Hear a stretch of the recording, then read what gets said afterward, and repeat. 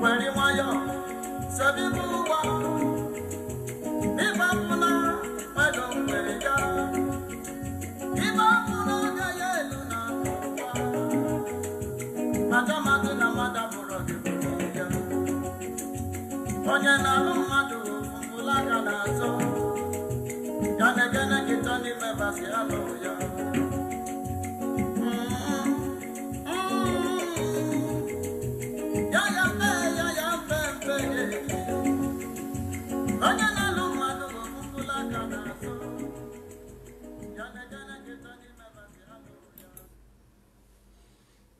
ụmụ ibe anyị ekene ụnụ ndị ndozi ọdịnala nwanne ụnụ nwoke nọ nso ekene ụnụ anyị nwawo ndị ndozi ọdịnala Igbo anyị nwawo ndị Igbo anyị nwawo ezigbo ndị Igbo maka na anyị nwawo ndị ihe ọjọọ fụrụ jie breki a sị na mberede yiri dike mana ọ mberede ka eji ama dike e nwere ndị gbara ọsọ ndị Igbo ndị gbara ọsọ chenjicha dị asọ nem chenji ya afa ha si na o ji wee wụrụ ihe ọjọọ o ji wee wụrụ ihe ọma ọ gbanwee afa ya nwanne cheki godi ha with common sense mana nsogbu adịghị anyị ga-ewetara unu ozi ọma gbasara Igbo ka o si wee dịrị na mbụ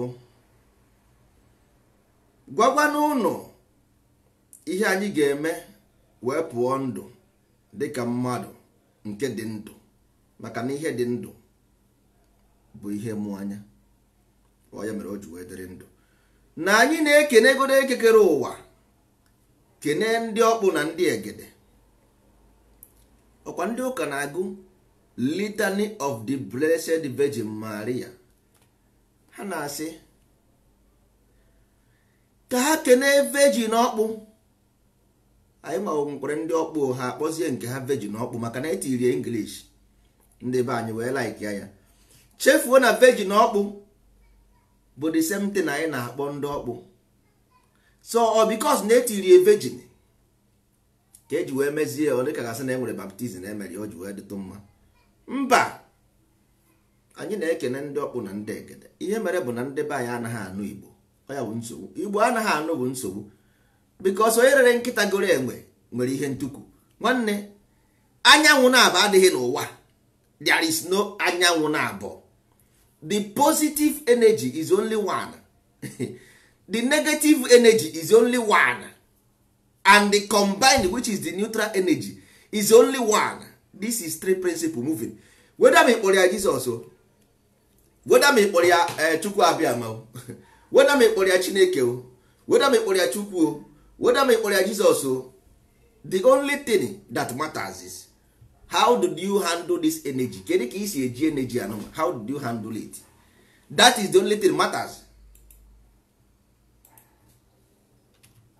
sọsọ ya bụ ihe matara na sọsọ ihe matara na bụ ịghọtara ihe anụma pump and play ọ bụrụ about ihe ịkpọrọ ya ọ bụrụ about language mmadụ nwere onye gwara m na mmadụ wepụrụ afa ya nne na nna ya bara ya tinyezie David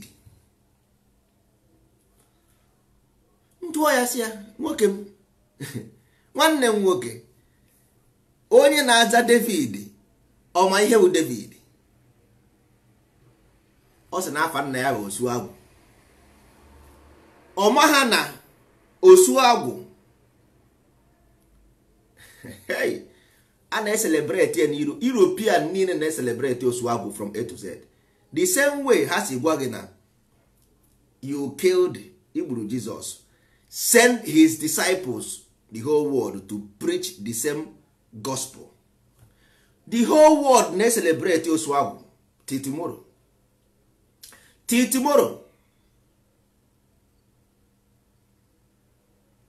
St. George ị na-anụ maka St. George ọ ya bụ Osuagwu ịnụ maka St. George ndị Catalonia si San Jordi ndị Spain si San Jorge ndị England si St. George that is what you know about Osuagwu that is the name because there is only proton there is only neutron and there is only electron and there is only sun there is only moon and there is only star which is the earth which is anyị.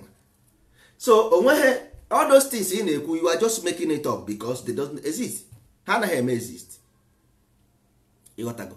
So ị na-anụ maka Osuagwu, that is St. George, the savior of the society, because all symbol o nwere ihe o symbolize. Ịghọtago? So they personify that name as onye na-azọpụta mmadụ.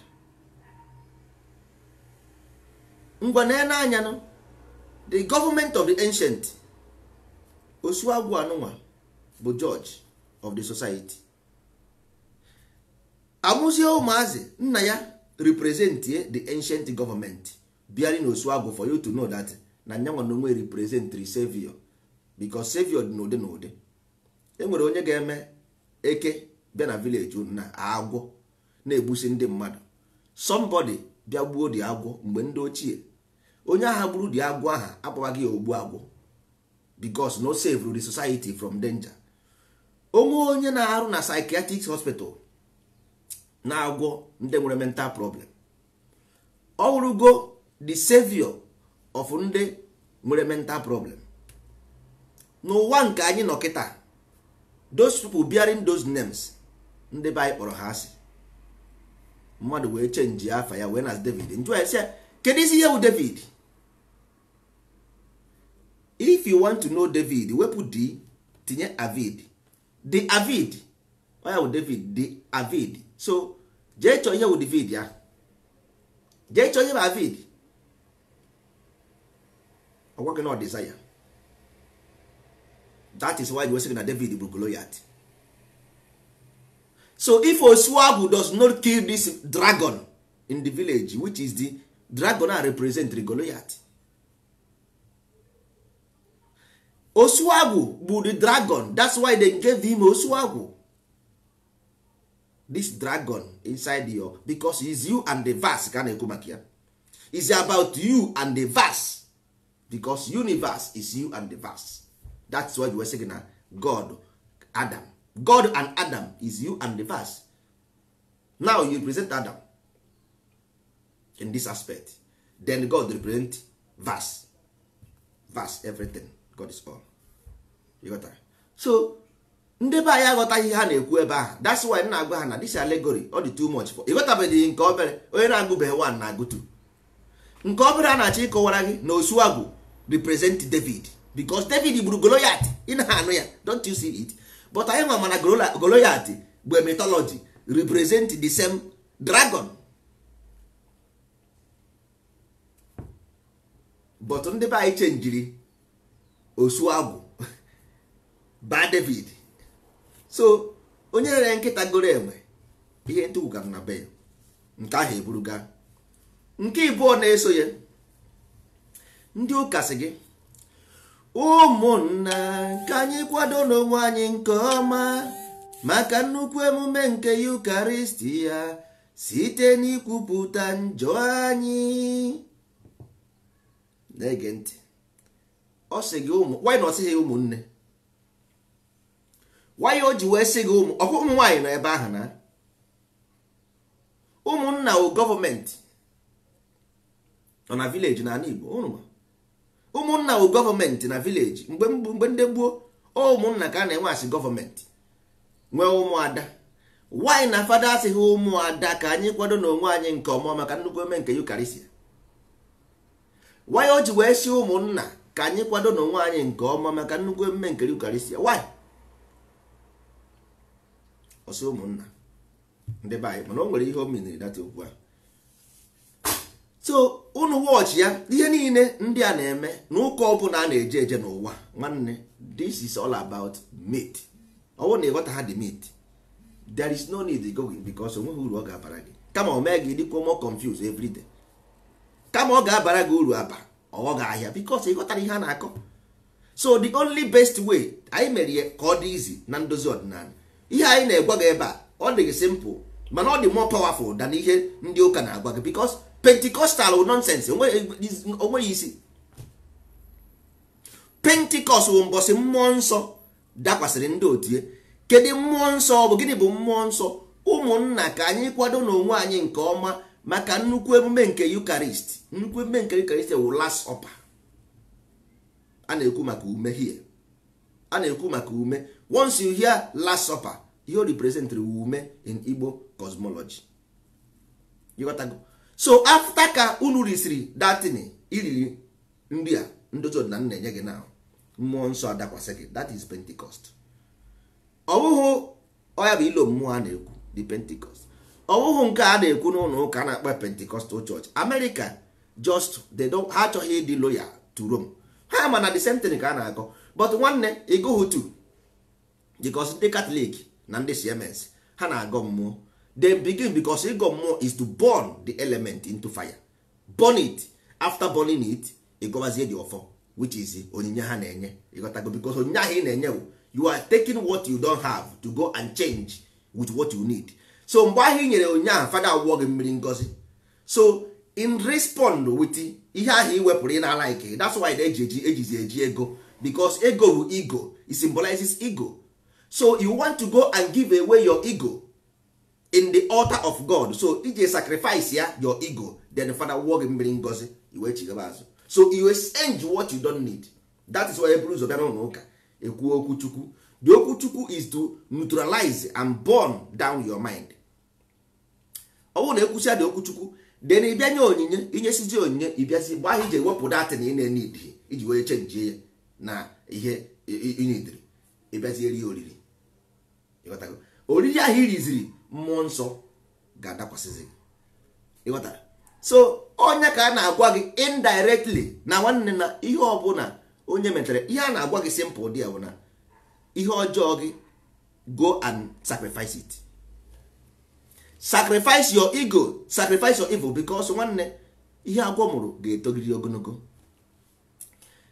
Nobody is your past. Onye ọbụla, if your ancestor go, ọwụ na o mere ihe ọma, nwanne ọ na-anaghị n'igwe ebe ndị ichie nọ. Ọ gaa n'ebe ndị ichie nọ nọdị.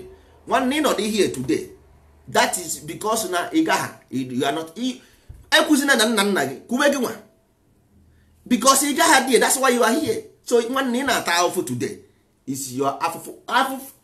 People don't understand life, man. Nwanne, mind is deathless, because you na-ege ntị o, mmadụ nwụọ, ndị Igbo na-asị ọ na-ere ere. Ọkwa the same ọrịre ahụ ka ọkụ na-ere, ọ sụ ọnwụ, the same ọnwụ ahụ ka anyị na-asị ọ na-enwu ọkụ. Ahịhịa na-enwu ọkụ, that means ahịhịa na-abọ na-abọ, that is means ọ sị ịnwụọna, that means ị na-agba ọkụ, that means ịnwụọ na ị na-enwu ọkụ. That's why ị na-ere ere. Mgbe ahụ ị na-ere ere, you are evaporating invisibly, but you don't see it. That is why onye nwe ifo dry ya kpọkpọ nkụ ọ gbara ọkụ na ọrego ọnwụgo ọkụ re, that means the person abụọ go. The only thing iji dey ndụ would because of electricity in your body.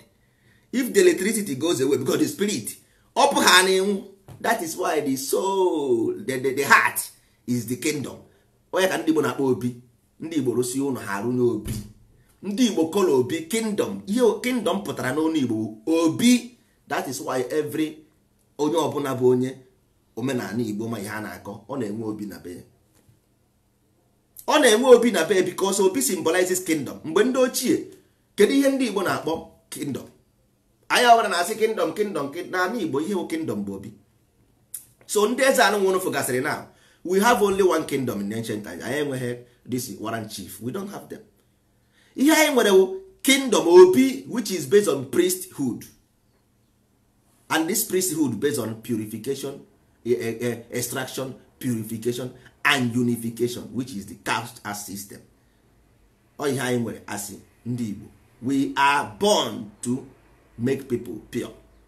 Ebe ha si wake up ya na-akpọ crystal, which is na-akpọ anointed one, which is the Christ. I am found through the information this thing na agwụnụ. That's why we are here, because one yesterday nobody is there, it's you, because mind is deathless. Mind can never die, because universe itself is mental, is mind, so you don't die. How can somebody that does not exist? The life universe is empty, is void, void. So here na for that thing. So this thing don't die, man, because onye enwe ihe ọgwụ enwe ihe ọ na-akwafu. How can you die? How? Why? So ihe a na-asị gị die, the earth, you are living the earth because earth bụ ihe dị ndụ awakened. If you the earth, that means you live hapụ gị ihe dị ndụ bakwa n'ebe ị nọ before. Ọnwụ na ị nweghị ike ịbanwu the level ị kwesịrị ịba, which is level of ascending ndị nwa bekee na essence. Ọnwụ na ị nweghị ike ịbanwu that place, you have to recycle. That is simple knowledge. Yeah, simple knowledge as ABCD. So mmadụ deceive n'onwe ya. There is nothing like yesterday. It is you yesterday. It only change forms. So you are facing it. Don't blame anybody. Personally, don't ever, because nwatakịrị spam, there are millions of spam or mistake ka spam nke gị mere banye n'afọ nwaanyị poor family, or mistake ka your spam mere banye n'afọ poor man. It's not a mistake. So onye gwara this, how many spams nwụrụ along the line? Do you know how many spam perish along the line? Do you know? The strongest spam make it the most purified.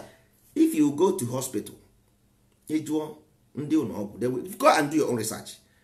Spam nwere cholesterol cannot run. Spam nwere fat cannot run. Spam na-adịghị active cannot run. You got to go.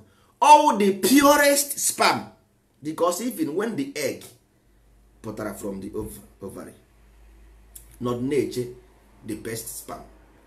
Do you know that na spam aha nke aha dị carry fast? Ima ihe ọ na-eme, ọ na-aga the place e nwere refrigerator were isie sodo na ahụ that fallopian tube. Send a signal na-ege ntị o, send a signal to the ovarium si na abịaruo nem o send area moto taxi. Ọ ihe aha ka ụnụ na-afụ baby walker today. Ihe ụnụ na-akpọ baby walker today, all that egg, the ebe si wepụta the imagination of the baby walker with that egg ovarian release bịa brew the spam.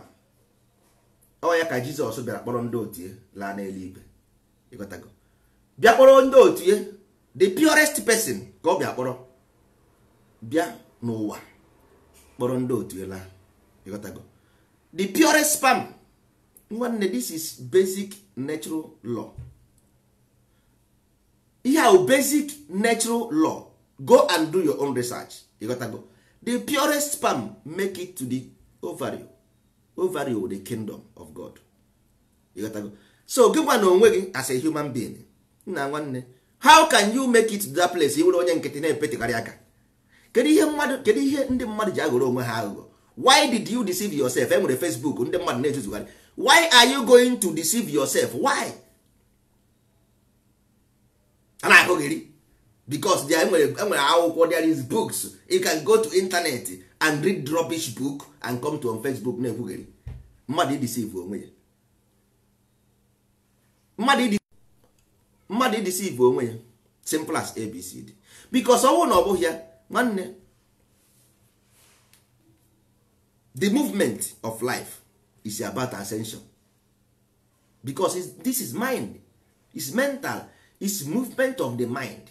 So everything was created by this. Because one ị gaa na laboratory, ị ga-afụ machine eji eme research na lab. All these machines eji eme research, all mmadụ build these machines eji eme research. Some na-eme for separating, split the chemical. Some na-eme to add the chemical. Some na-eme to dilute the chemical. Inside the lab, you have different types of machines. That is what you see as human being, as tree, as animal. They are all machines in laboratory. Don't take it personal, don't take it special. That is what you are. Because most in anya, all people build them based on to make distance closer. Nothing more. Nweghị mgbe arụrụ moto ka ọ bụrụ a value of what you are. No. The ideology, the imagination of moto, ime distance close. The ideology of plane, ime distance close. The same thing with the ship. Because all mgbe mbụ bus ka na-eji before I ride bicycle based on balance. Because bicycle is the imagination of balancing the two energy. Ka eji were bicycle. all those things enweghị mgbe eji wee rụọ ya ka ị were mee gị ọgaranya ka ị were na-eke okomoko. But a kpatara na ndị nkịtị, the intelligent people from ndị nkịtị mana ndị nkịtị enweghị value, so then so fake illusion to them to instead of them to chase their own value, their own destination. Because nwanne you not na laboratory na-eme lab until you get the best result or only when you stop. You got to go. Also mgbe ị nwere best result gị ga-akwụsị. So you will continue refining yourself until you become hydrogen. Every matter in your body must crush until you become hydrogen. That is it's as simple as ABCD. So for you ijọsụrụ nnọọ na-aghọ onwe gị aghụghọ nwanne, ọ bụ onwe gị na-aghọ, because onye ji mmadụ na ji onwe ya. It's as simple as ABCD. Ihe anyị nwa na-eme bụ is to tell you, because na laboratory ka anọ, even na lab ahụ anọ, every machines nwere ihe ọ na-arụ. So that is human being as well. Onye ọbụla nọ n'ụwa nwere ihe ọ na-arụ as a human being. O nwere ndị bụ na-represent evil, which is how military men. So they will attack you and kill you. The same thing military men are physical. So ha na-represent nature based on what they represent as a human being. Ha niile wụ nature, the same nature. So how can somebody call a mmadụ ọgwụ? How? Ọkwa the same spirit ahụ nwere ka o nwere. Then how can this thing affect you? O kwesịghị ime ga affect. Normally that thing should not affect you. So ke ka mmadụ ga-esi ibe ịgbaga egbe nke wa spirit, onye ahụ spirit, but ịma ha na onye a na-abịa igbugo ogbuo gị. So how these things happens that you is the same, but nri niile mmadụ na-eri n'ụwa the same nri ka onye ọbụla na-eri, but onye ọbụla richakwa dị nri ahụ adịghị mma n'ahụ. How comes is ihe na-eme onye abụ ihe na-eme onye, mana ebe ọbụla na-eri the same nri, nwa the same mmiri. Mmiri n'ụwa niile bụ ofu, nri n'ụwa niile bụ ofu. How come all these things bụ ji wee bụrụ ofu mana mmadụ abụghị ofu? You got to go, because mmadụ represent a different character, a different machines. You got to. So there is only one thing. Every human being is going towards this perfection. Every metal is going towards perfection. That is why any interrupted metal or have gold, it don't know lead, it don't know iron, it don't know something else, but not gold. Only happen the metal go no millions of years or got turn automatically to gold. Or got turn automatically to gold. Nobody happy or not. I can do what you say now. Much more you will learn. The longer you live, much more you will learn. Because as much as this metal now keep on purifying until this metal becomes gold. So being a human being, one, you need the distraction. All those things in are for distractions. You got to go. Ihe ji wee sị gị na achụpụrụ ekwensu n'eluigwe ọwụ mythology, because isi aka anyị na-afụ aka nri, isi aka anụ aka nri ka na-ekwu, because sometimes na this onyogo ọ na-apụta asị aka ekpe, ma ana m ekwu aka ndị akpa isi aka isi ike. Ọ sị ọ na-eme isi ike, ọ na-agwa gị na isiri ike, isi ike wụ na isiri ike. So you have to stay, ị ga-anọ n'ụzọ doorstep ka ị ga-anọ, you have to stay at the doorstep. Wee si atụtụ n'ụwa ebe ndị mmadụ na-eme ihe ọjọọ bi ka ọ gwọọ ha ịba. So all gather place ọchukwu ekwensu ga-achụkwu gị n'aka chukwu na ọ bụrụ na enweghị ekwensu, how do you go to chukwu? If there is no ekwensu, can you go to chukwu? No. So ekwensu must be to chase you na-agbazi gbaka ịgbanarị ekwensu ịgbakwuru chukwu. So the mythology is simple as ofu onye ga na-achụ ofu onye. If you go away from God, ekwensu achụ gị. If you go away from ekwensu, ị ga n'aka chukwu. So for chukwu to refine you, ekwensu become the machine of refining. It's as simple as ABCD. All these things adịghị too much to understand. Because if we nwee experience of ihe ọjọọ, how do you think about God? You can only think about God na enwere ị na-afụ na ihe ọjọọ na-eme. Simple as ABCD. ọ bụ na ịfụ ihe ọjọọ na-eme then isi ha nna chukwu ọnọkwa ihe a na-eme. Inside your mind you have created, develop a mind of believing that na nwere you must have something to save you in this thing. That means you gotta towards some savior. That means your mind begin to seek for savior automatically. That is human nature. So for you to understand these things, you must experience something wrong. You got to, so ụmụ ibe, all these things na-eme n'ụwa is because universe is mental. Unu kwesịrị ịghọta. Ọwụ na ịmata na universe is mental, then ịghọtazie na mkpụrụ onye kụrụ ka ọ ga-aghọ. Ya ka nji so wepụ na aka enwe n'ofe tupu ọwa aka mmadụ. Nwanne ọkwa privilege ka unu nwere. You have a privilege na ndozi ọdịnala bịara at the right time. Because otu aha dị ovario to wee produce the egg maka na ọ fụrụ na ụmụ nke ya na-abịa na ụmụ ya na-abịa. Ọ sị gị na Jizọs ga-abịa kpọrọ ndị nke ya na nwanne ya mythology is an allegory. Nobody is coming to carry you. All the same thing ahụ ovarium release egg. Ya maka ndozi ọdịnala nọ ebe a. The same thing ahụ exactly the same thing. Ị na-eche ka Jizọs bịa. Ị na-eche ka Savior bịa. But somebody bịara na-agwa gị sị gị na-ekwe direction na-ekwe ụzọ. John the Baptist na-eti mkpu na ọzara sị dozie na ụzọ nke Olise blọk ọkwụrụ ọtọ n'ihi na onye nwaanyị na-abịakwasị ya n'azụ that na the ovario release go the egg na the egg nọ.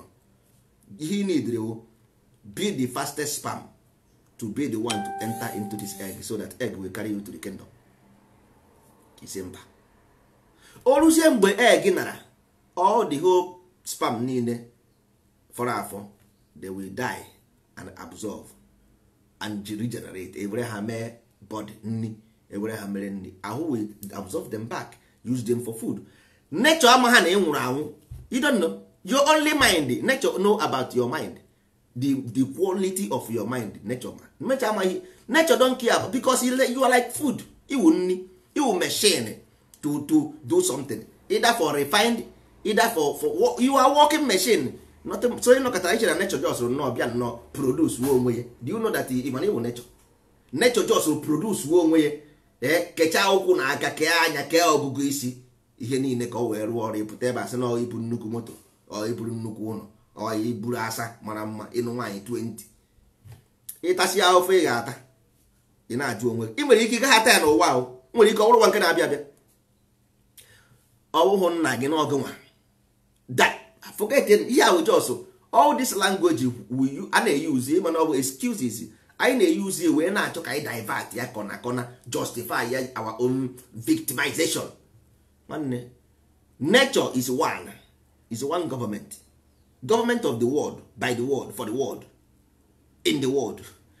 Nobody is external, nothing is outside. So anything evil is within the system. All correct. Nwanne, if you want to refine anything, crush inside the machine. If you give a machine na-akwụ okwute, if you give a machine na-akwụ okwute, go and listen. Ebe na-akwụ binzi, go jee meet your operator. If you na-akwụ binzi, nwanne, jee n'ebe a na-akwụ binzi na operator, iwu ya na-eme binzi ahụ. Ị nwere ike, you never imagine if there is this thing is a human being. Ebe a na-akwụ ọkụkọ, ndị a na-eji ọkụkọ eme disi anụ akwụrụ akwụ. Iwe aka ise were ofu ọkụkọ tii na njin ahụ ọtọ ọnụ anụ akwụrụ akwụ na ya. Think go for some minutes na etinye mmadụ there. That is once your spirit put on the body, that body is useless.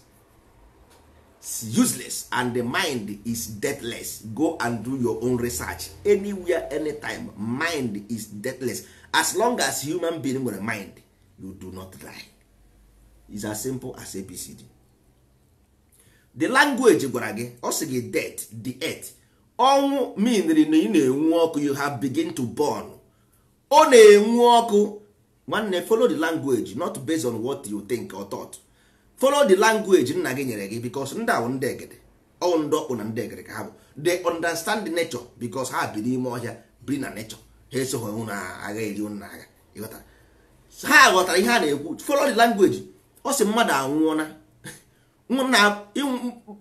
bọbụ nwụrụ anwụ, or stop ya from being a bulb, or stop ya from being a bulb. No, ihe ọ na-ekwu na the electricity apụgo from there. Electric apụgo from there. Ka electric pụgo na that bulb ahụ, electric ọkwụsịgo. Imetụ aka na waya shock wọ gị. Go and they go bọọbụ nwụrụ anwụ kwụpụta ya ebe ahụ tinye aka na waya ọchọkwuo gị. That means the light is still there but that particular body the electricity apụgo there because the kingdom the heart bụ the body and akwụsịghị ịrụ ọrụ na ha arụzi ọrụ and the something more has happened. anyị na judge based on knowledge. anyị enweghị knowledge, we lack knowledge. Our ancestors nwere more knowledge than us. That's why most of them will fly away. ọ bụ ndị nkịtị nọ ebe a na-ata ahụhụ today. ndị na-ata ahụhụ today bụ ndị nkịtị, the superior ones eji wee kpọ ya primitive or supreme. Primitive or supreme, primitive or supremacy, supreme. The founders of this philosophy I use today, they have ascended. So ndị fọrọ afọ ndị otu anyị, ndị fọrọ afọ ndị ọrụ anụ. That's why ndị ebe a na-agụ today ọrụ anụ debere anyị isi ebe anyị nọ today. That's why most of us na-ata ahụhụ ma anyị chekwa na egwuregwu. It's not a joke. Ọ bụ ọrụ anụ debere anyị isi na ọdụ ndị eme ha ọrụ anụ anago. That's why nji wee na-agwa ụnụ ihe na-agwa ụnụ. Nwanne, we have every information about the past. anyị ji onweghị, ị gaghị agụta ya na akwụkwọ. Is not in the Google. Ọ dịghị na Google. M ga-agwa gị basics you can see in the Google. Go and do your own research. But the real information about Igbo ọ dịghị na Google. Ọ dịghị ya, ị gaghị afụ ya. Ị ga-afụ na Google bụ asị gị na erisi na Israel wee bịa ọdịnala Igbo ji wee wụrụ arụsị, eji wee na-efe arụsị, eji wee bute arụsị ebe nwa, eji wee bute ebe nwa.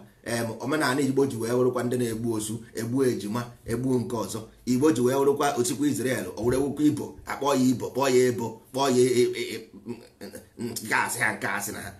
A na-akọgheri, enweghị ezigbote ihe a na-akọ dị. Nwanne, agago m na the most highest lab to look for information of Igbo. Mana m ọ ga-afụ. Afụrụ m Yoruba, even though not fake.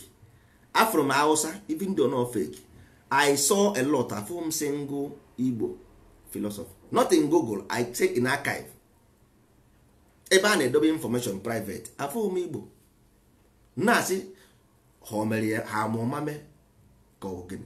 Mgbe cheki dị information anyị ji mara na information adịghị, ndị agaghị ekwe nweta ihe information. Ha jide godi, ha agaghị ekwe etinye ebe because it's dangerous for ndị mmadụ. Ha mana information aga to public. I tell you, in 15-20 years Igbo land will become the best on earth. That's why. So I know the reason why enweghị any information. Yoruba man can never prove na enwere extraction, purification and unification na their own cosmology. Ha agaghị prove nwe, mana etiri ha na word culture. Ha nọ na word culture. Anụbeghị m ka Hausa man na-ekwu na enwere extraction, purification and unification defendable in their own culture. Afụbeghị m. Igbo nwere ihe a na-akpọ mmụọ asaa.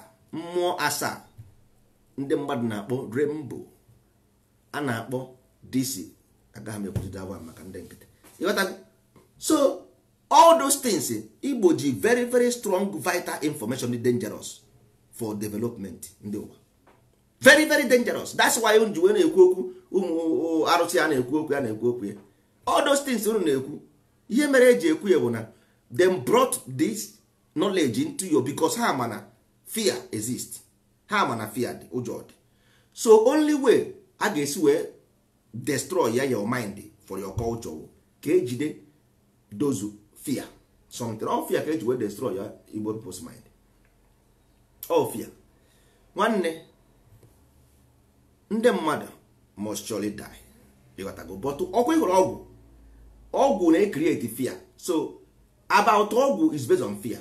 O nwere onye na-ekwu ma ọ dị ma ọ dịghị. That is not the case. Ọwụ na ọgwụ dị otu esi ekwu ya, nka ma ndị Igbo niile anwụchago.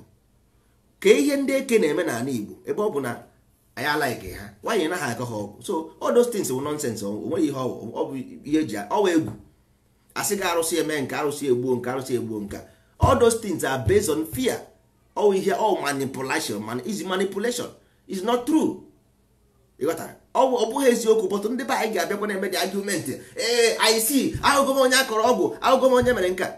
Nwanne, ndị ụka sị na ha fụrụ Jizọs, na ha believe na Jizọs na ọ na-arụ ọrụ. So everybody believes everything. Isi nwere ndị yara kansa wee nwụọ, onwe kọrọ ọgwụ. O nwere ndị yaba limonia wee nwụọ, onwe kọrọ ọgwụ.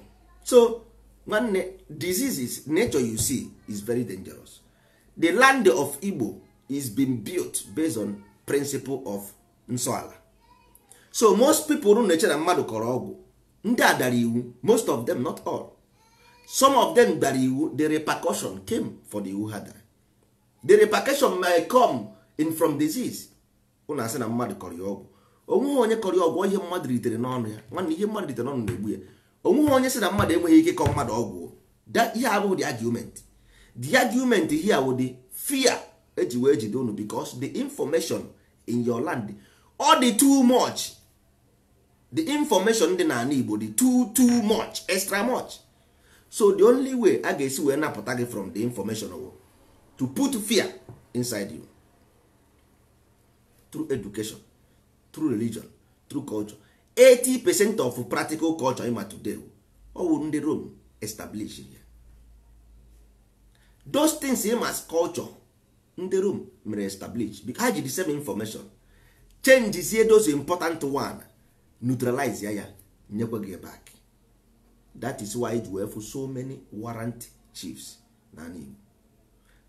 But unuchu na anaghị aga na destiny is very well established. Ihe ahụ unu na-eche abụghị otu aha God. Ihe unu na-eche, unu che na destiny is just ndị be anyị na-eme omume na-adịghị mma. Nwanne, there is very mighty life you live. O nwere ndị ma ihe n'ụwa. Unu che na ndị mmadụ adịghị iberibe. Ndị be anyị just na-ebi ndụ aghara aghara. You don't live aghara aghara. Life you see is all the very strong and dangerous. All a very dangerous place.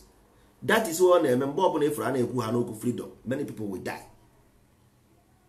So many people na-anwụ ma ọ bụla a na-ekwu okwu freedom, because why? You don't know the kind of catastrophe nọ n'ụwa. Nwanne, energy itself is dangerous. Ifugo ebe hurricane mere before. Ọ bụrụ na ifugo ebe nwere hurricane, ọ bụ ebe nwere tsunami, ebe nwere volcano, then you mara how natural force is. Ị ga-ama otu aka natural force dị, how dangerous ọ dị. Then this human being is more dangerous than hurricane times 2, volcano times 2, because anyị nwere ike iji nwa aka anyị produce weapons the more dangerous than volcano, than these things. That's why human beings were the more dangerous. Anyị nwere ike ịrụnwu ụdị ngwa ọgụ ọbụla.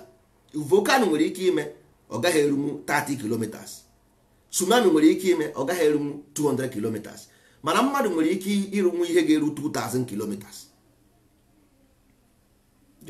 So that's why those people nọ fugoro ụzọ achọghị ka unu fụ ụzọ, because that's why ha nwere ike onye nwere Iran mee ka arụ asị Iran arụwana ha nwere the sentiment ha achọghị ka Iran nwee ịghọta. Ọwụ ya wụ the problem unu na-afụ n'ụwa. So ndị be anyị na-acha ụtọ ihe ụtọ ha si ekwu, ọ na-egosi na ha ghọtara ihe a na-akọ. Nwanne, ọ bụghị things dot ohi abụghị otu a ka ihe si arụ ọrụ. Ọ bụghị otu a ka ihe si arụ ọrụ, because ebe ị nọ is like some azụ nọ na cup. I were cup gbanye mmiri were azụ nwe ya n'ime. Azụ a na-anụ ọgụ n'ime cup. Azụ na-anụ ọgụ n'ime cup. Nna nwanne, mgbe o ji wee chọọ onye nwere cup ahụ, o were dị azụ gonye na ọkụ hụọta. Mgbe ọbụla ọ sọrọ ya, o were dị azụ hụnye n'ọkụ hụta. It's as simple as ABCD. So ihe m na-agwa ụnụ bụ na ụmụnne, ọkwa dị na m afụhụ ndị Igbo n'anya, agaghị m ekwu ị na-akwụ m ụgwọ. Ị na-akwụ m ụgwọ.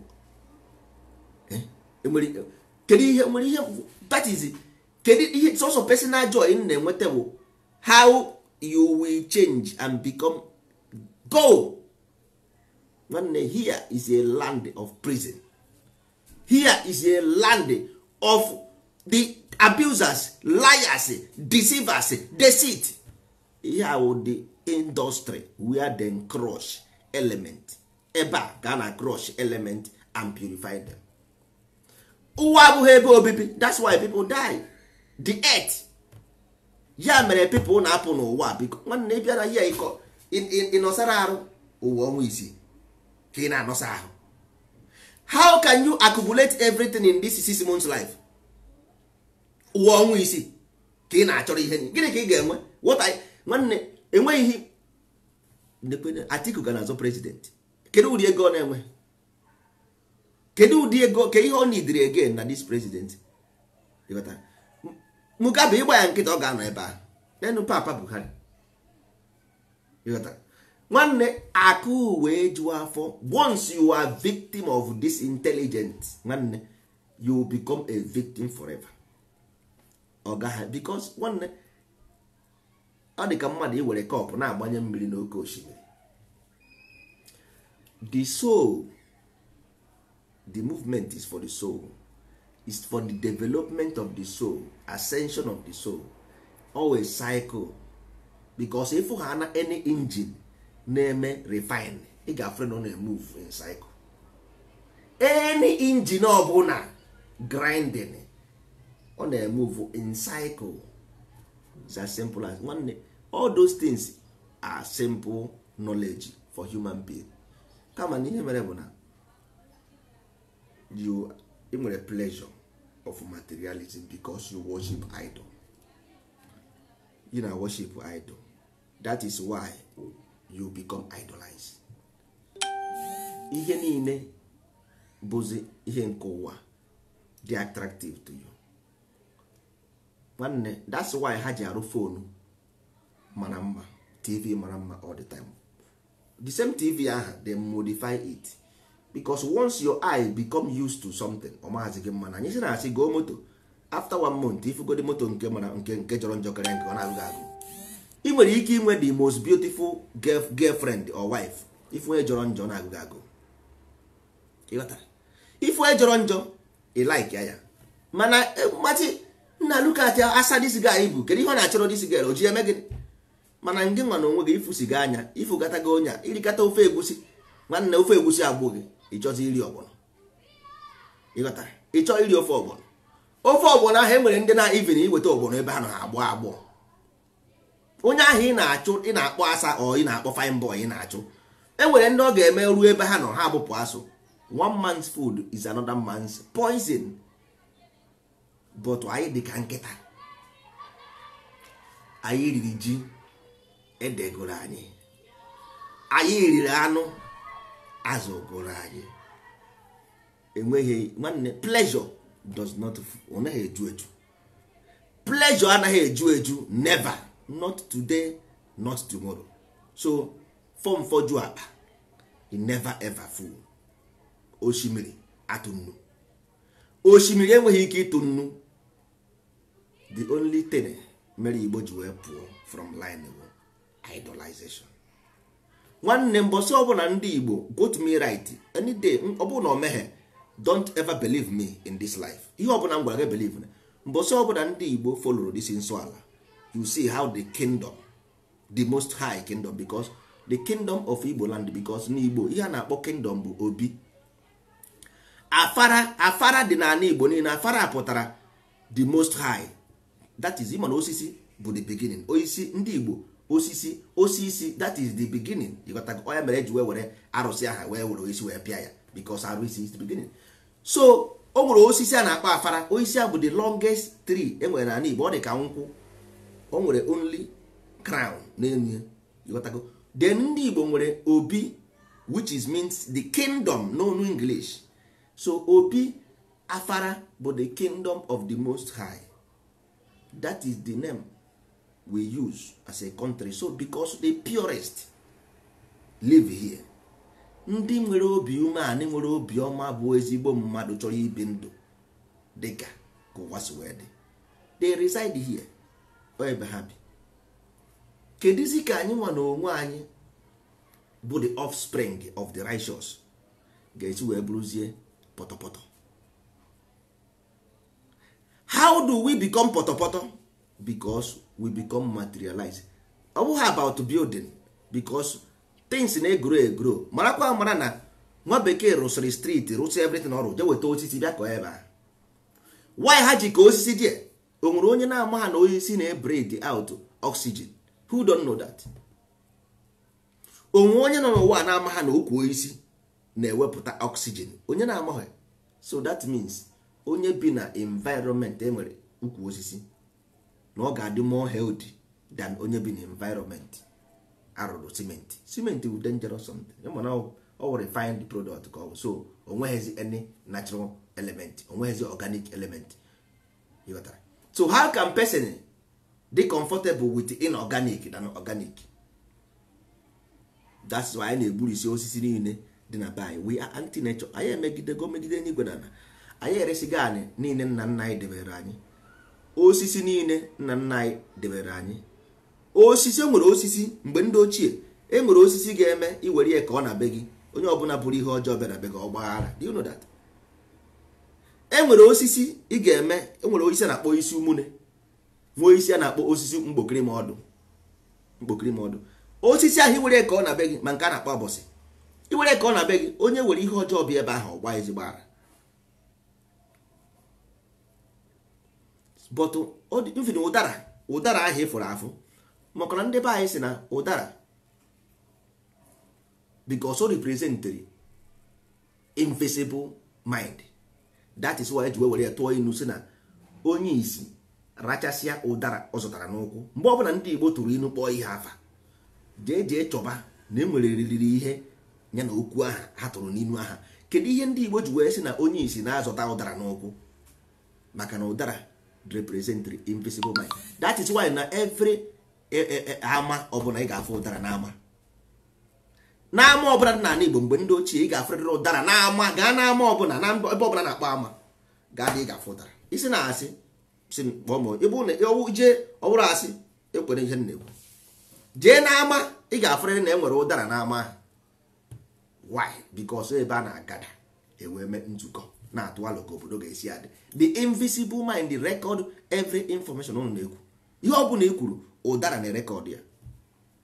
Kịta anaghị ma ihe a na-emezi, a na-egbute ụdara. A sị na ndị mmụọ na-anọ n'ukwu ụdara. Kedu ihe ndị mmụọ na-eme n'ukwu ụdara? Ọwụ na ụdara na onwe ya ahụhụ mmụọ. So ndị mmadụ na-ebie na-ekwu na ndị mmadụ na-efe ili n'ọsọ ha nwa bụ that is not ha nwe ụwa, na all those things nna nna anyị ha debere na ha ahụhụ part of ihe a na-eme. Nwanne, e nwere ndị na-eme ha nwe ụlọ ha egoro nkịta dịsa na ya dị. Onye amaala ọbụla nwere buusu. Go and check. Buusu wụ symbolism of amaala. Onye amaala ọbụla nwere buusu. Go and check.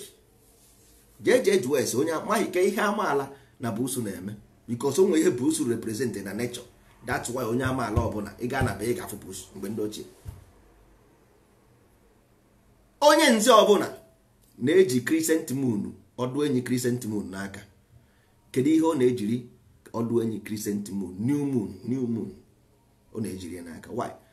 All those things wụcha something nna gị debere gị ka ị wee gbara ihe ọjọọ ọsọ. Still anyị nwaji aka anyị. Ụdara niile anyị na-egbutusi ka ndị na-egbutu ya. Osisi abọsị niile, osisi umune niile, osisi mkpokiri ma ọdụ niile, all those things anyị gbutusiri mebisicha ka ndị mebiri ya. Ka ndị na-aga agba shrine ọkụ. Shrine, even though na people begin to worship a laboratory, of course, yes, mana ọ bụrụ na ha na-eme mistake, ọ anyị nwaka ọ dịrị correct, ha sị nwanne ihe a ọ na-eme ebe a ọ wụ radio wave.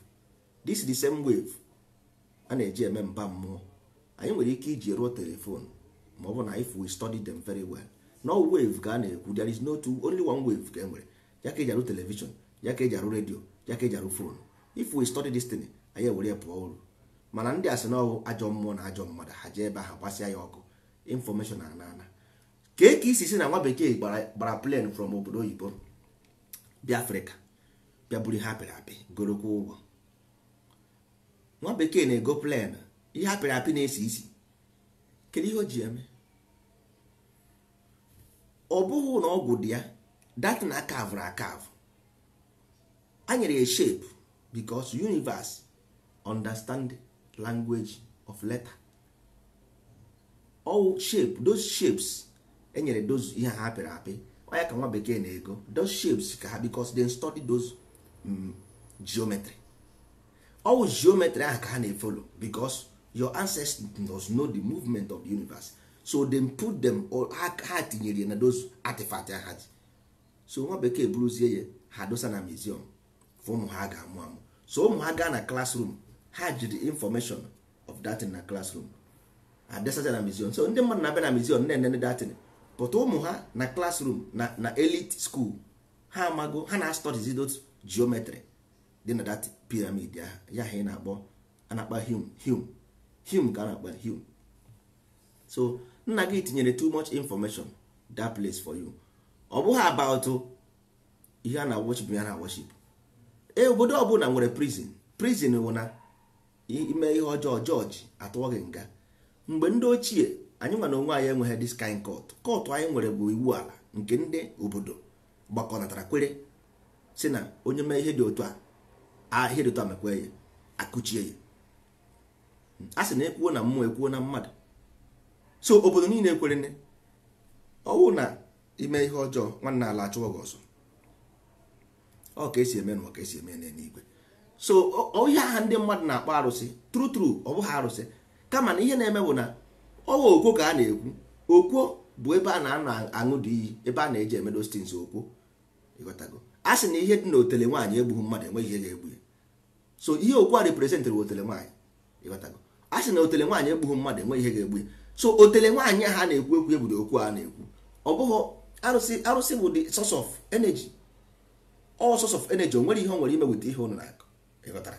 Kama na those places a na-akpọ okwu enweziri mmụọ anyị tiri ebe ahụ. Mmụọ anyị nwa bụ the mmụọ, the living spirit bụ anyị nwa, what we agree on. O nweghị ka nothing will work without human mind, because all human mind na-move those elements. Ịghọtara? All human mind, because ọ bụrụ na ịrụcha telefonu mmadụ akpọghọ na telefon is useless. Ịrụcha telefon ọ bụrụ na mmadụ ekwughị okwu n'ime, nwanne ịrụcha redio na-ekwuru onwe ya okwu. Redio na-ekwu okwu, ọkwa mmadụ na-ekwu na redio. Somebody talk on radio. Human being must talk on television. Television ọ na-ekwuru onwe ya okwu? Mba na. So ịrụcha those things, all human mind must make them active. All human mind na-eme all oscillator is an oscillator. All oscillator. So onweghị nothing, onweghị the telephone iji n'aka is like the same thing ị na-akpọ arụsị na village unu. No differences. But because you are running under a program, that is why you have ya as ihe ọjọọ. Ị na-run under program. Because onye na-eje ụka fụ onye na-egbe Muslim, ọ na-afụ ya asị onye na-eme arụ. A Christian fụ onye iji ịnụ nwaanyị iji ịnụ di na-abịara gị di na ọsọ Muslim, o ruo na be ụnụ mkpesi mma ụnụ na ịkpọtago di na-abịa ịnụ gị, ọzọ ike ụka ọ na-eje isi ya na onye eti isi anị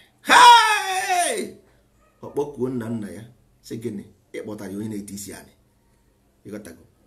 So the same person the same way ahụ iji wee hụ onye ahụ na-eti isi anị, all the same way ahụ isi afụ, because all program you are running under program as na ndị ụka bụ ndị na-eme ihe ọma, ndị na-eti isi anị adịghị mma. Otu aka ọ dịkwara ndị na-eti isi anị, onye isi anị kpọta mmadụ na ọ ga-anụ ruo ebe ha ọsị ya na ọ na-eje ụka, mma ya ga-asị o mee na-arụ ọ kpọtara onye na-eje ụka. All the same thing aha, because you are running under program, you are not free. Or did he free? Because normally I saw on Igbo na arụsị was source of information, source of movement, because there is energy moving. What is the source of this energy? Ebe aka mma akwadobe unu. There are more things behind it, but nke ahụ okwu there are personal talk. So ụmụ ibe, ọ bụrụ na if you don't know ordinary, ka mmesi ekwu ya, electricity, just ka mkpọ electricity, ọ dị dangerous, mana onye ọ bụ the most simplest one. Anyị enwere ọkụ na Nigeria. Electricity is the most of simplest energy movement enwere n'ụwa, the easiest one to understand, but 200 and something million people cannot produce enough electricity. South Africa nwere thousands of millions of watts, all over more than 200 million people cannot give electricity. And na nwanne unu na born carbon monoxide. N'ala bekee a na-akwụsịzi ndị na-ego moto diesel moto. Ị na-ago diesel moto na abandobago ya n'Europe. Diesel moto anyị nwa ka na-ego generator.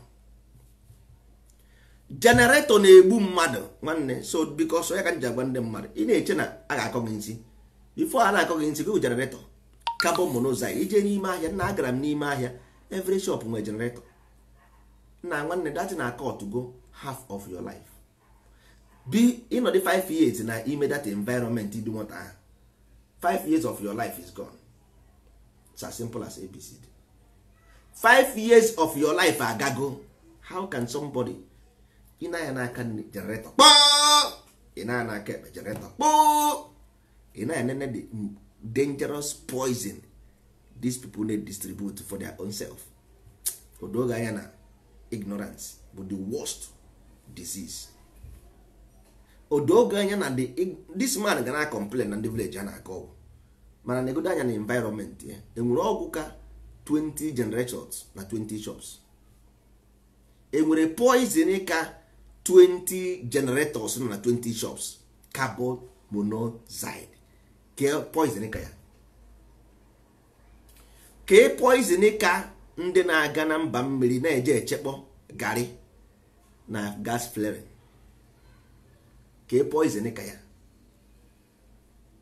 Ke poison ka those oil spills na-eme na all across eastern region. Ke poison ka ya.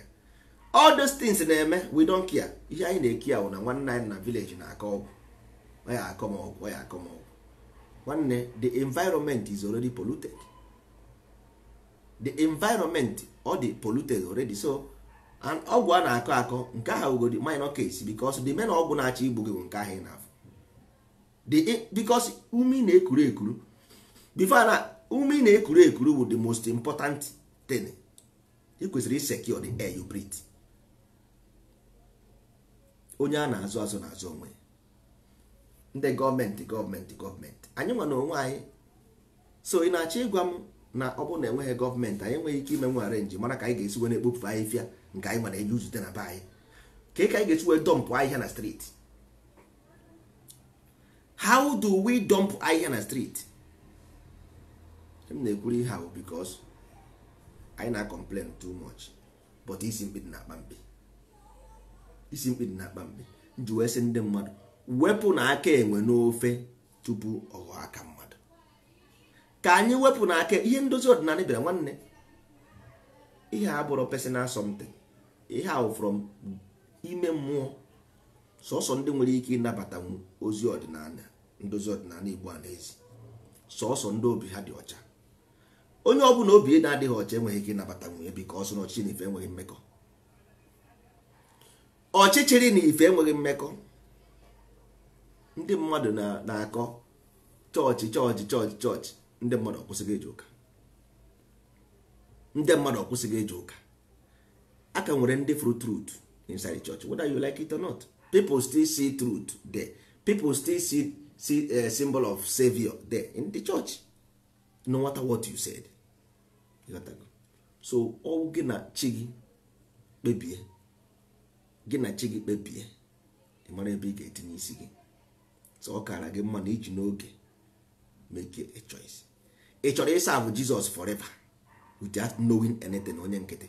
You will come back here and become anụmanụ. Bụrụ ọchịcha na ụka.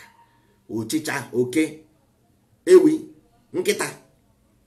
Ọ na ị chọrọ ịma ihe ị na-ama, you grow mentally. Kedu nke ị need? Ịbụ onye nkịtị or we grow your mind up to standard. Soro ibe gị na-eme ihe ha na-eme. Bụrụ mmadụ.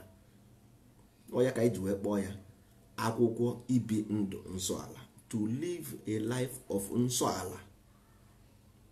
Mara ihe ị ga na-eme, mara ihe ị na-emeghị ike eme. Onweghị onye na-akọntrolu gị. You have your life. Ọ bụ ndụ gị. Onwere since m na-ekwu okwu na this ihe onyonyo gaa na-enecha ya.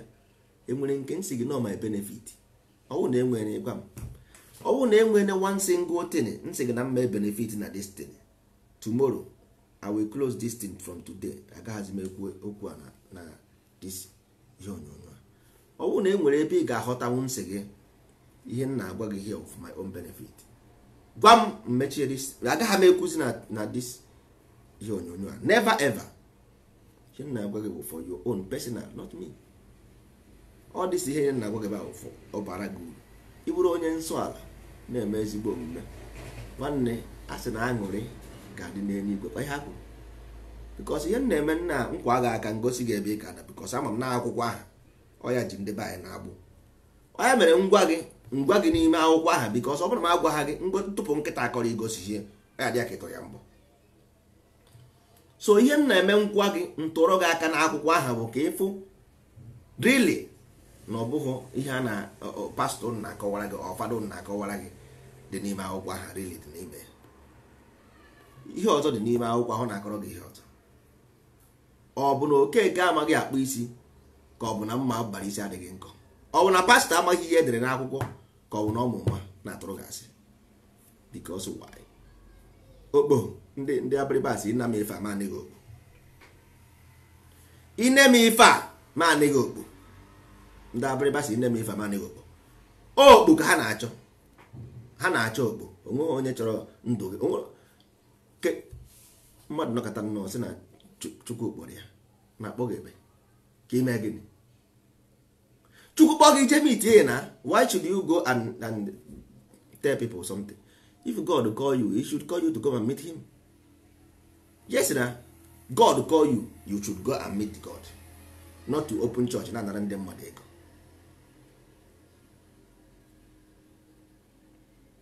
Onye Chukwu kpọrọ oku must go die, ịnwụọ. Onye Chukwu kpọrọ oku anwụgo, ọ kwesịrị ịnwụ anwụ. Chukwu kpọọ gị, you have to die because God called you. You should die and go and meet God. Ị gaghị emepe business center isi na Chukwu kpọrọ gị nwanne. Ine m ife a ma anịghị okpo. Iberibe anyị emezi na iberibe ọ dịghị mma, mana ndị mmadụ nwere ike ị na-eche na a na-ekwu chọọchị a na-ekwu. Nwanne agwara m ụnụ anyị nwa ndị rizod na negori first the last nwere ike ịkọndem ndị ụka, mana anyị na-ezi ozi ọma. Mgbe ndị ụka na-ezi ozi ọma, ha na-arụtụsị aka na ihe ọjọọ dị iche iche. So anyị ma na-ezi ozi ọma, ihe anyị na-arụtụ aka bụ ihe ọjọọ dị iche iche. Anyị na-akọndem ụka, ihe anyị na-akọndem bụ asị nọ n'ime ya, maka na asị aha ribidere ozi ọma anyị na-ezi. Because without ajọ mmụọ, ezigbo mmụọ agaghị aghọta. Ọ bụ ajọ mmụọ na-eme ka ezigbo mmụọ ghọta. Ọ bụ agwa gị ebe ndị asị wee tụrụ gị asị, o wee mee gị anya gị wee mepee. Ọ ya mere eji akpọtụ okwu afa. Ọ bụrụ na ọ bụghị ya ka ihe anyị na ha ji enweghị ihe anyị na-achị. Mana anyị nwere ike ipiudu the largest temple na ala Igbo as a church, ndị mmadụ eju anyị na-ezighị ozi ọma n'ime mmụọ na eziokwu. We can do that. Ọsọ hapụ aka si arụ ụlọ ụka. Enwere ihe anyị need ha ego gị, ihe anyị need your mind, anyị need obi gị. That is ka a na-eme ihe in group, but people resist group. People resist. Onye ọbụla chọrọ iwe eze, ị ga-eme ha by force? Ị gaghị eme ha by force. Na can you force them? No, ị gaghị force ha. Ị ga-eme bụ ikwuo ka ọha gị kwuo na ị nwere ike ikwu, ịgba nkịtị. It's as simple as ABCD. Ndị be anyị, the best thing ijide onye Igbo ma ihe eriri. Iche ijide onye Igbo ma ihe eriri, kwe eriri ma ihe eriri n'ukwu. Because ọnwụ na ọ bụghị ya, ịma ọnụ ha, kwe hụrụ ọnụ ya. Ọnụ ndị Igbo bụ isoro ọnụ ya igbuo ya ọnwụ. Isoro ọnụ onye Igbo igbuo ya, ihe ị ga-eme bụ ịma ihe eriri n'ukwu, hapụ ya, ya kwugheri ibe okwu erichi ịdọ. Ịma ihe eriri ike dị n'ukwu osisi, hapụ ya dị ya. Okwu ghericha aja ịgba ọsọ, ọfụ na opu eriri n'ukwu. Ọnwacha tịkatịkatịka chijie ọlahụ ebe ahụ. Ọlahụcha ebe ahụ chifo iwetara ya nri.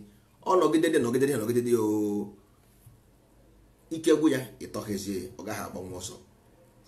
Ụjọ eriri ahụ ekere ya ejide.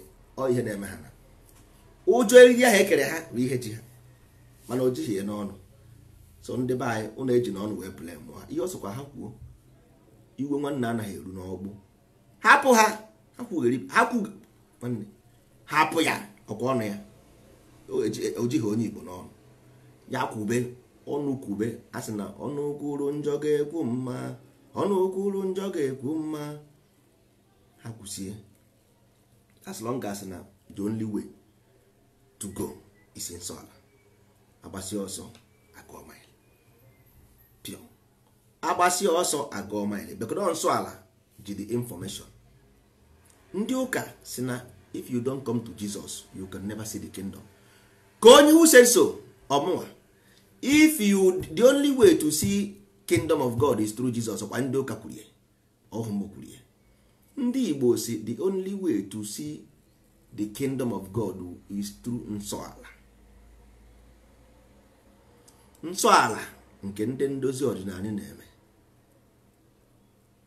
nsọ ala maka na anyị nwa kwadoro akwado wee bịa. We are prepared. anyị abụghị ndị ọfụ na public. We are not new. O nwere ndị ma nwee ndị ma anyị. We are not new. Ịghọtago? Oge ihe niile na-eru eru, ọ bụ oge ya ruru ihe a, oge ya ruru. Mana ndị be anyị ha anaghị eji anya mmụọ afụ ụzọ. Ọ bụrụ na ha na-eji anya mmụọ afụ ụzọ, ha kwesịrị ịma na disi ndozi ọdịnala na-ekwu okwu ewu. Nwanne, sọsọ ihe nwee revolution na Europe abụghị radicalism, no. All mind empowerment. Go and read. Ihe lead to American revolution bụ mind empowerment. All empowerment of the mind. Ọ bụrụ about talking about freedom of America, no. It's about educating the public about natural principle. So to defend nature, you must win. If you defend the physical mind, you can never ever win. Never. Not even today, not even tomorrow. But if you stay in the right of justice, you will always win. Justice abụghịkwa because you think so. Justice is based on principle of nature. That is the right of justice. Ọ bụghị about ihe ichere bụ justice because this is my right. Right based on somebody's law. Ihe mmadụ dere n'akwụkwọ because of UN said. About nature say contrary. If UN say this and nature say the other one, ka onye ga-eme abide or UN ka nature? Nature say na bed of the same feathers flocks together. That is what nature said. Then why are you going contrary to nature? Na-eme expect na ị ga-enwe justice. Ka ezi ka isi agazi contrary to nature na-eme expect justice within the same nature ị na-aga against. Nwanne, ọ naghị work like that. Ihe ọ bụla ị na-eme, you must be equipped. Knowledge must come first. Wisdom must come first. Understanding must come first before any revolution. Before any revolution n'ụwa, wisdom, knowledge and understanding must come first. Ị ga-aghọtagodi the forces of nature, the element. Ọkwa ha ndị na-egbu ọkụkọ na-ata ewu na-akọ nonsense. Ọ bụghị ya bụ force of nature. Force of nature of natural element. When o nwere egwu a na-agụ, made up with a gamblers, I begin to sing. You gotta know when to hold on, know when to walk away, and know when to run. We got that? Don Williams. You have to know when to strike and when to run away and when to hold on. You must follow the principle. You guys follow the principle of nature. Ihe ọ bụla ị chọrọ ime, anything at all in this life must base on this law. It's as simple as ABCD ụmụnne. Ọwụ na ime ha otu aha, it will not work. Ọ gaghị work. Quote me right.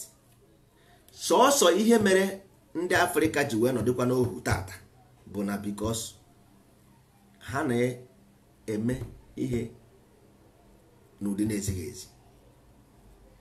Ha mee ya n'ụdị ziri ezi because nwanne ijide akwa n'aka pisie ya ike ọgbawa.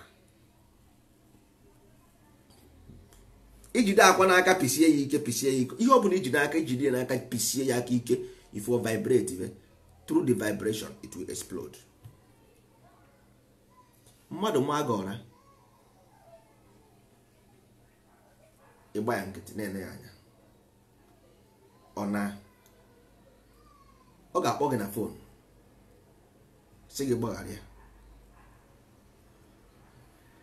Ihe o ji asị gị gbaghara ya bụ na okwu anaghị ama okwu uche onye ọsịsa. Maka na nke pesi nchichi otu anyị dị bụ oke ọha mmadụ, kedu ka ndị amụrụ ọhụụ n'obodo na-adụ nchichi wee si ya nkapị. Eche na ịbụ ezi ọyị m, mana ihe dị ndụ na-esi otu anyị si esi, ndị nwụrụ anwụ bụ ụnụ ha ọdụ agha. Ịghọtago? ọ bụrụ na anyị nwa bụ ndị na-ekwu na anyị so wee sibe n'ụwa nke mbụ, nwanne anyị ekwesịghị ịbụ osisi eji ama atụ wee bụrụ osisi eji aka ọnụ. It's not possible. Unu na-ete anyị ure nwanne, unu na-ete anyị ure. Ọ bụrụ na e nwere ihe ọbụla ị chọrọ n'ụwa nwanne, equip yourself. Ụwa anaghị agwa gwa, anaghị agba ọsọ. Mgbe ọ bụla ị dị ready jee werekwa ihe ga-eji jee were ya, but ọ bụrụ na ị dịbeghị nkwadobe were ya, ejekwana. Ọ ure ka ị na-ete mmadụ, ị na-ete mmadụ ure. Ejene mgbe ị dị ready, ị dị ha ready jee were ya. Nobody will stop you, because once you base no right is your own, is your own, because you part of the nature. This is my own portion as a nature. Ga were ya, nobody. But if you can know as a victimization, one, that means you are not ready. Ị dịghị ready. So ya ka m gwara gị, ị ga-ebidogodo ebe a, ị ga-ebidogodo ebe a na-eme ihe ọjọọ. Bidogodo na ya, wepụgodo aka enwe n'ofe tupu ọ aka mmadụ. Imegodo otu aha, obi gị wee mepee, ozi ọma ndị ndozi ọdịnala abataghị. Anyị chọrọ inwe a very big temple n'ala Igbo. Ọwụ na mmadụ ịkwarazi ngwongwo from Europe na Africa bụrụzie chief priest nọdịzie ebe ahụ na-akazi ụka, good and fine. Ọwụ na ihe mmadụ pụtara ụwa, there is no problem. Mmepezie nnukwute temple n'ala Igbo nọdịzie ebe ahụ asị onye high priest. Ndị mmadụ bịa akọwara ha si ya na ihe ahụ na-echekwa na ọ bụghị otu aka o si wee dị. Okwuchukwu a na-ekwu okwuchukwu abụghị somebody's right. Ọ bụghị ndị ụka nwe ya, ọ bụghị ndị Pentecostal nwe ya, ọ bụghị ndị ama Jehova nwe ya. Ihe asụrụ bụ Igbo. Ọ sị gị okwuchukwu, mmadụ ịgwa mmadụ eziokwu, mmadụ ịgwa mmadụ eziokwu. Eziokwu abụghị truth. Eziokwu bụ okwu dị mma. Ịtụnye mmadụ azụ, ịtụnye mmadụ alụ, ịtụnye mmadụ ezigbo alụ, inye igosi mmadụ ụzọ, give somebody direction. Because I can na-asị gị ife m na-akara gị, ndị abịrịba na-asị bịa ma akpasara gị ụka, bịa ma akpasara gị ụka. Ụka a na-aka ụka, ị na-akara mmadụ line, ị na-egosi ya direction, show somebody direction. Ọ ya bụ ihe a na-akara ụka, ọ ya bụ ịka ụka. Ma akpasara gị ụka nwanne, bịa ma akpasara gị. Ndị Igbo na-agụ egwu sị ife m na-agwa gị bụ ife m na-akara gị. Ọnka na-agwa o nwanne m chema akara gị ị niile, o nwanne m chema akara gị ị niile, nwunye dị m dị njọ ị niile, nwere kuru mmiri m ga-enye nwa ị niile, ọsị m kwụọ ya ụgwọ mmiri nwa ị niile, eje m ịchụ iyi ọsị m echụla iyi ị niile, eje m ịchụ ọba ọsị m echụla ọba ị niile, isiri gịnị ị niile, eze ọba ị niile, mmiri gburu amụma kụrụ n'eluigwe. Ndị Igbo na-akwubi ya ekwu nwanne nchema akara gị, nwanne bịa ka nye gị direction. Ị na-aka line, ịka line, ị na-aka line, nwanne nchema akara gị. So ana m akara gị ụka, I am giving you direction. Mana ndị a na-aka ụka, ọ na-enye gị direction ka ọ na-anara gị ego obere gị ji eji n'aka? Ha ọ na-enye gị direction ka ọ na-eme gị ojoro, ha ọ na-egwu gị wayo, ha ọ na-eme gị pọpị? Ị na-eme ife amaanị gị okpo. Onwe onye na-akara gị ụka ebe ahụ, ihe a na-anara gị bụ ego. Onye ọbụla na-ebi na hate na ịkpọ asị, onweghị ike ịfụ eziokwu, maka na ịkpọ asị na obi dị mma anaghị ebigo. Ihe ọjọọ na ihe ọma enweghị ike ibi na the same house. It's not possible. Ọ dịghị possible. Onye ọbụla na-akpọ asị, ịkpọrọ ndị ụka asị o, ịkpọrọ ndị na-eti isi ala asị o, ịkpọrọ ndị obodo ọzọ asị o, once ịkpọ asị nọ gị n'ime, nwanne isoghị n'ihe a na-eme. Ị ga-adịrịrị free. Mmadụ mee gị something, you take action based on what ihe o mere gị. because there is judgment. A ga-judge gị, ị ga-judge, everybody must be judged. So don't occupy your mind with nonsense. Leave your mind free. Mana your mind occupied with nonsense. Ndị be anyị na-afọ ọkụ nji wee so n'ihe na-eme anyị isi anyị n'aka. M gwara ụnụ na our program from yesterday bụzi from n'ime akwụkwọ ibi ndụ nsọ ala Igbo ka anyị ga na-esi na-eweta.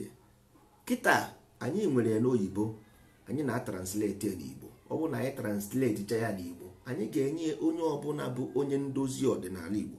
Anyị chọrọ iji na-aga na school by school na-agwa ụmụazị sị ha na in the beginning, akọ bụ in the beginning there is you and the verse. You and the verse which we call universe. There is you and the verse which we call universe. Then ọ bụrụ na ije kọta ihe ị kọtara n'ime universe ahụ, enwere agwọ, nwee eke, nwee oshi, nwee ama, nwee mpụ.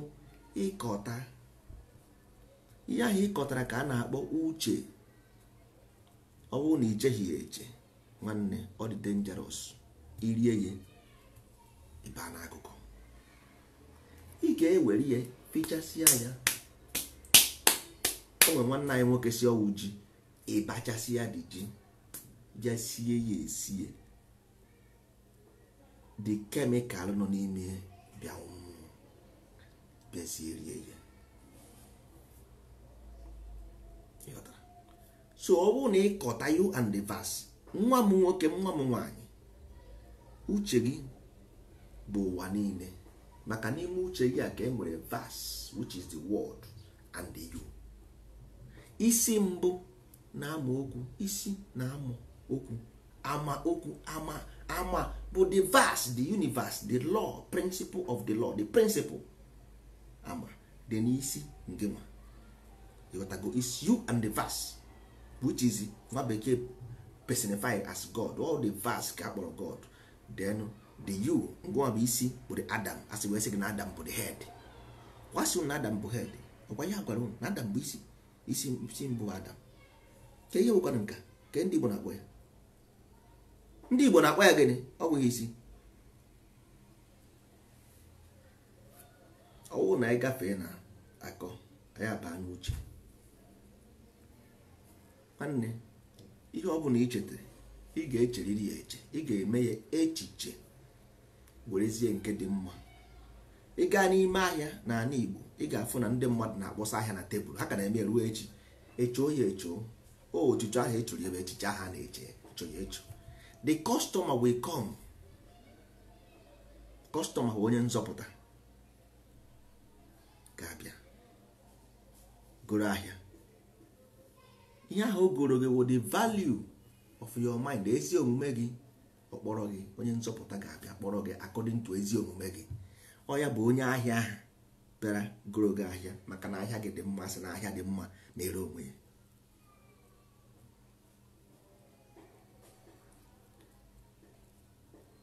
A sị gị na ahịa dị mma na-ere onwe ya. Nwanne, ụka dị n'obi. Ụka dị n'obi. Isoro ụzọ nsọ ala nke ndị dozi ọdịnala na-ewetara gị, maka na ndị mekaniki ekweghịzi anyị mara ndị bụ ndị ara. Ndị mekaniki ekweghịzi anyị mara ndị bụ ndị ara. Biko gbado anya, hie isaa n'anya, hie isaa n'anya, maka na onye ji mmadụ na ji onwe ya. Ndị Igbo, ofu onye si ya na-ere wine, ndị Igbo niile ga-ebido rebe wine until wine etipia. Isi na-ere rice, ndị Igbo niile, ihe a na-akpọ ya frustration, ihe a na-akpọ this thing frustration. Onye Igbo niile ga-ebidozie rebezie rice. At the end of the day, rice eju ebe niile, onwe ọzọ ya ekweri rice, onye ọbụla aba na akụkọ. So ọwụ uche, ị ga-esie obi gị esie, isisie ya, iwepụta etinye na fridge, froze ya, freeze na fridge, so that you will capable. Ọwụ na ime ha otu ahụ were victim. Facebook dị ka television ọ dị attractive to the mind, all pleasure ka ọ bụ. Facebook represent the pleasure, so they are attractive to the eye and the mind. The same thing with television. Be very careful. Be very careful. Social media, they very very dangerous for the mind. Okwu asị ka nkụ lies everywhere. Television lies, radio lies, Facebook master of lie. 99.9 information na Facebook lies based on attraction, sexual pleasure, not real. That's why I see people, I say woman is God, woman is God, woman is God. Can you hear this thing nwere ike ime na your mind? How can this thing help you information, give you information or develop your mind? Practically, can you hear this thing nwere ike imere gị?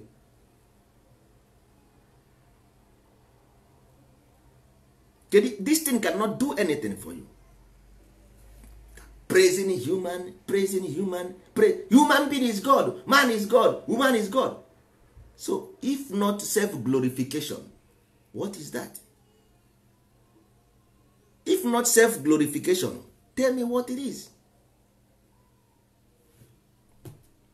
The only way to see the kingdom is purification of the mind. The only way to see the kingdom with the purification of the mind, which in those ordinary nsọala, anybody can be. You don't have to be Igbo to follow nsọala Igbo.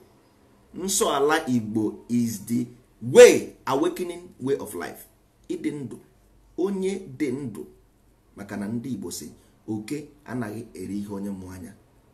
Life and direct. Not today, not tomorrow. Once you are awake, if you are awake, nothing will ever happen to you. Ha na-abịa abịa, ị na-aga aga, uke dị n'uru, ị nọ n'azụ, uke dị n'azụ, ị nọ n'iru.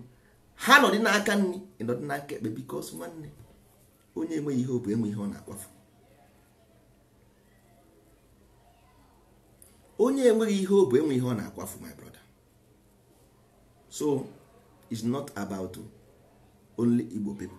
Nsọala, especially, specifically Nsọala, we have information more than Christians, more than Muslim, more than Jewish, because this information started from Africa, started from rural area. This information cannot start with where they build cement house. No way. It cannot start where they build a cement house. Never. It can only start from the forest where they have nature. That is only where you can get close to nature.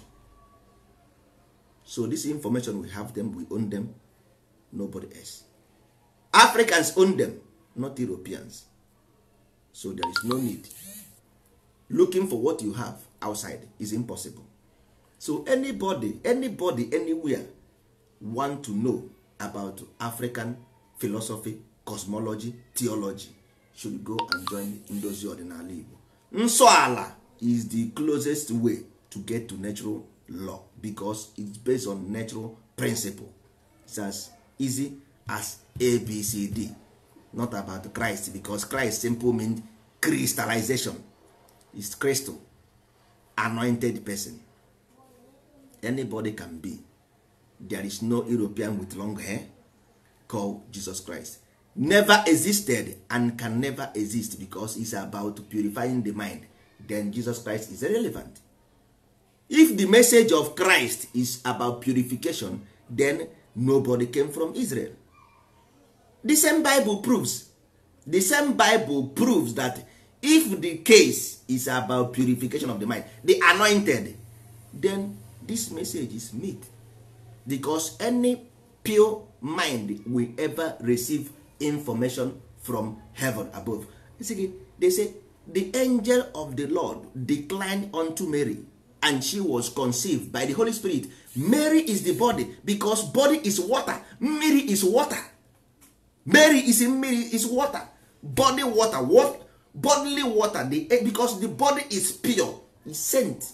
It does not know evil. A virgin Mary body, virgin body gave birth to pure spirit.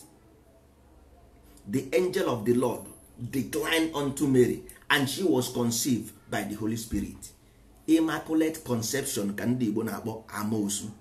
Amoosu means immaculate conception, because osu conception is about extraction, purification and unification. So for you to give birth to this osu, or immaculate conception, they gave birth to osu. That is why we call it ama osu. So ụmụ ibe, you must understand the concept to follow them. If you don't understand, you cannot tell people what you don't know.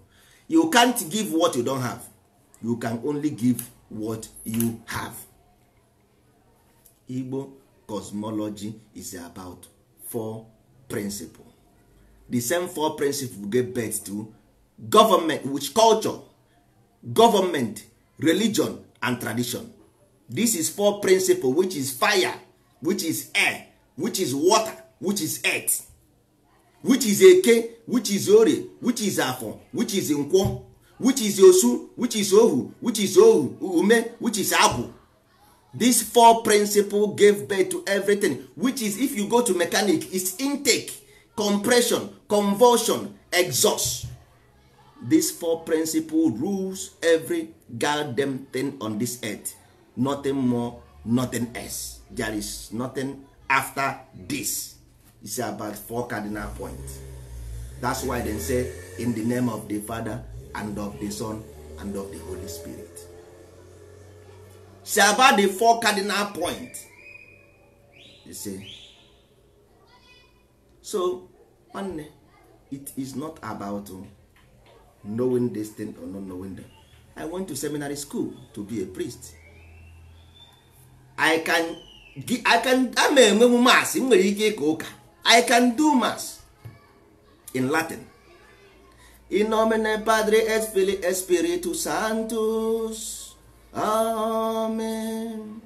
Agimus tibi gratia, Homini Padre Deus, pro universis beneficitius, qui vivitet regina in saecula saeculorum. Amen.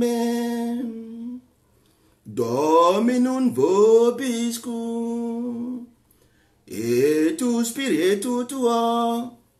Agram seminary to be a priest. So I know what is this. I know what I'm talking about. I know what I'm saying. So not about what Father is doing. Father is an actor. He is acting a movie. Father na act is playing a part. Na nwa na monso. Amen. Ka ngọzi nke onye nwe anyị Jesu Kristi, n'ịhụnanya nke Chukwu Nna, n'ịdịkọ n'otu nke Mmụọ Nsọ na-enye dịrị unu mgbe niile, dịkwara gị. Ụmụnna, ka anyị kwado n'onwe anyị nke ọma maka nnukwu emume nke Eucharistia, site n'ikwupụta njọ anyị.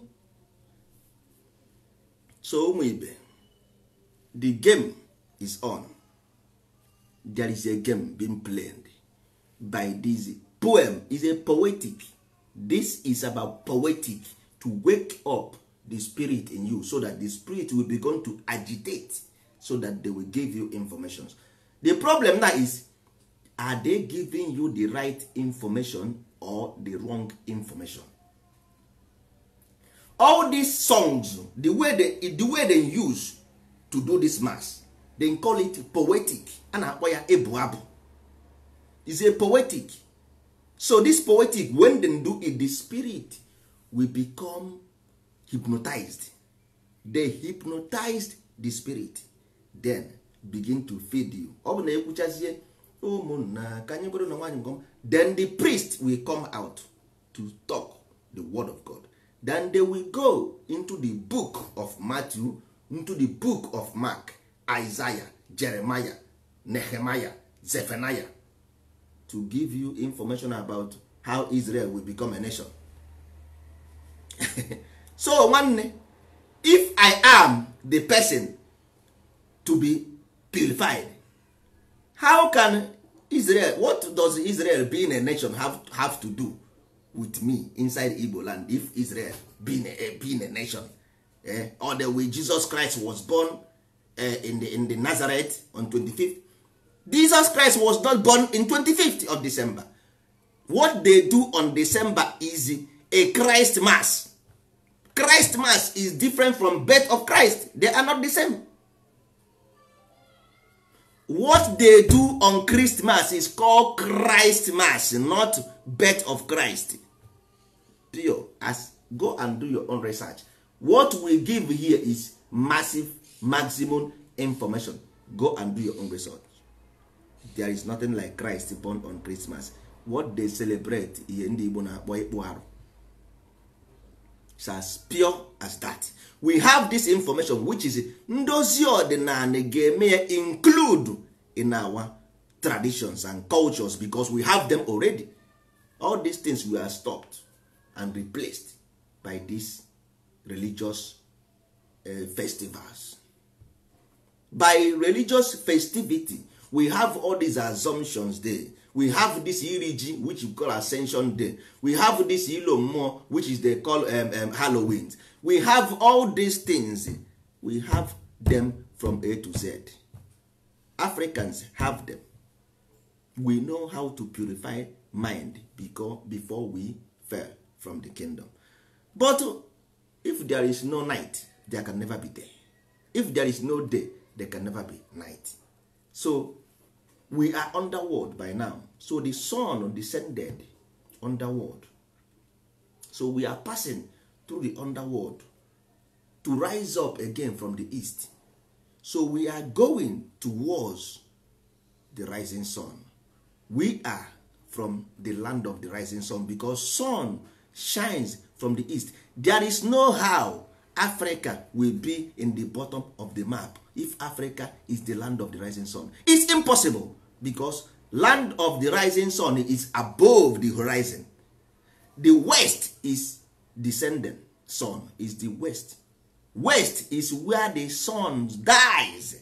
Then how can you go to the map and see the west on top? That is a magical and psychological defeat. It's a psychological defeat. So if you accept it, your mind will accept it and you have been deceived. You deceive go gị asago gị isi nwanne emere gị pọpị. Emere gị pọpị. Ekwensu mere gị pọpị. O mere gị wayo. Ya wee egwu ndị ụka. Mara anyị ma ihe a na-akọ ebe a. So ụmụ ibe ọ ga-adịrị anyị na mma. Anybody you see, it does not need to be onye Igbo before you wear about nsọala. You don't have to be Igbo to know about nsọala. Nsọala is worldwide. It's based on purification, extraction, purification, and unification. Isi, osu, ohu, ume, agwu. We want you to see the light of the day. Mind is deathless. Mind can never die. Mind is universe. Universe is mental. So universe can never die. The body is matter. It's like driving a car. After you drive the car finish, you get home, you come out from your car and go into your house. It's as simple as that. If you finish your car, ignasia moto gi, park ya the motor, you come out from the car. The body is a car, is a moving, is a matter in motion. Energy in motion, the matter in motion put the ether under strain. Ether under strain put the matter in motion. Oyibo ka so ebe man, all these simple two things is the source of every moving life. The soul is at rest. The spirit is moving. All over the world, the spirit is moving. All over the world, there's a mighty revelation. All over the world, the spirit is moving. All over the world. And there is a mighty revelation, but you cannot see. Only those who have ears can see. Whenever the students are ready the master will appear. There is nothing hidden under the sun. You cannot see your face. Why? Only with mirror you can ever see your face, because you represent the creation. That's why you don't see your face. Creation does not see its face. That's why you see other people's face apart from yourself. You can only see your face with mirror, because the face is the figure of your mind. The face represents your mind. That is the figure of your mind. Ọ bụ afọ iru, asị na afọ iru mmadụ afụgo uche ya, na ahụrụ ka esi ama ụtọ nsị. Ọ bụ n'iru mmadụ ka esi ama obi mmadụ. Ndị mere psychologist ma ya. That's why even airport, if you come to airport, policeman stop you because they look at your face. They are psychologists. That's why if you go to street, sometimes police will stop you because they look at your face. If you are nervous or if you are afraid of you something, why are you afraid if you don't have anything? So your face shows everything. When you are sad, your face shows you are sad. When you cry, your face shows you cry. When you have pains, when you have agonies, when you have angers, everything shows to your face. So you represent more than what you think or more than what they thought you are. Ụmụ ibe, enwere ihe m ji wee tie oyibo na ihe m na-ekwu ebe a. Simple why achọrọ m ka m extend this information to other people so that ka ha mara na Igbo abụrụ an isolated group or isolated people. We are worldwide representation. We can cover anything, any information, anything on this earth. Igbo represent onye ọbụla, anybody that is ready to ascend to a higher self. We don't criticize and we don't hate. We love. We live by. You know this Oyibo self. We live by example. So that's why ndị wee tinye oyibo n'ihe a na-ekwu, so that if other peoples hear them, they will know that this is not about one people somewhere trying to be. No, we say it in English, these things, so that anybody can confirm what we say, if it is true or not. That's why I put it in English. Go and confirm. Do the examination about anything you hear or see here. If energy can die, ndị Igbo mabu, all this energy, we have them. We have 7 principles, mmụọ, we have them. All these things, we have them. We have, anyị nwere anwụ. Then say energy cannot die nor destroy. All those concepts, we have them before anything. We know about purification. We have Njoko. We have all these things. So nobody can tell me onye ga-agwa m na my ancestors did this and that.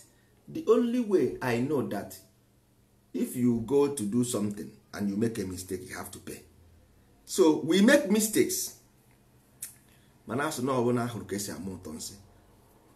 can only learn by our mistakes. Life can, if you only way to ascend is by descending. The only way of ascension is descend. The only way to ascend is to descend. So our being descending means that we are ascending again. We are ascending above horizon. Today.